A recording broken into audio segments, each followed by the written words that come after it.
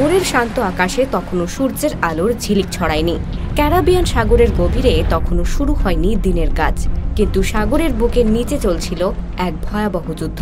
একটি বিশাল জাহাজ এল ফারো যুদ্ধ করছিল প্রাকৃতিক শক্তির সঙ্গে, আর সেই যুদ্ধে জাহাজটি হারিয়েছিল জীবন ও সম্মান। 2015 সালের 1 অক্টোবর সকাল 7টা ক্যাপ্টেন মাইকেল ডেভিডসন একটি হতাশজনক কণ্ঠে তার কোম্পানির কাছে ফোন করেছিলেন।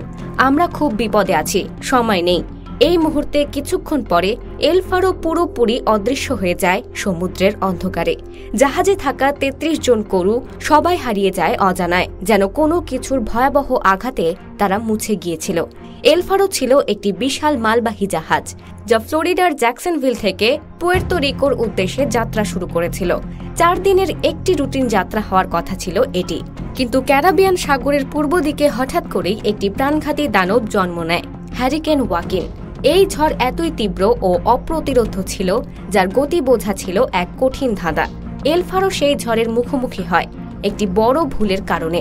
সেকেন্ড মেট ড্যানিয়েল রেনলফ বারবার ক্যাপ্টেনকে সতর্ক করছিলেন, আমাদের এখন ঝড়ের মুখোমুখি হওয়া উচিত নয়, কিন্তু ক্যাপ্টেন মাইকেল ডেভিডসন পুরো আবহাওয়ার রিপোর্টের ওপরই নির্ভর করেছিলেন।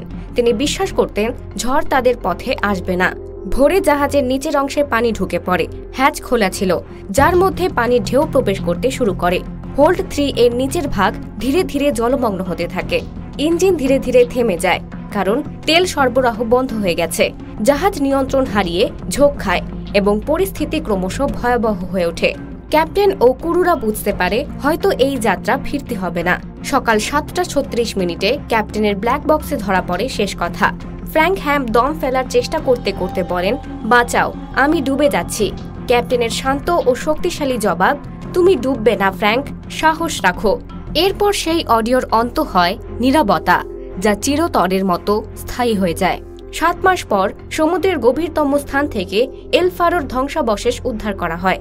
ব্ল্যাক বক্স থেকে পাওয়া 26 ঘন্টার অডিও তথ্য থেকে জানা যায় এই বিপর্যয়ের কারণ ছিল ক্যাপ্টেনের ভুল সিদ্ধান্ত ও জাহাজের পুরনো অবস্থা ও ঝড়ের তীব্রকে হালকাভাবে নেওয়া।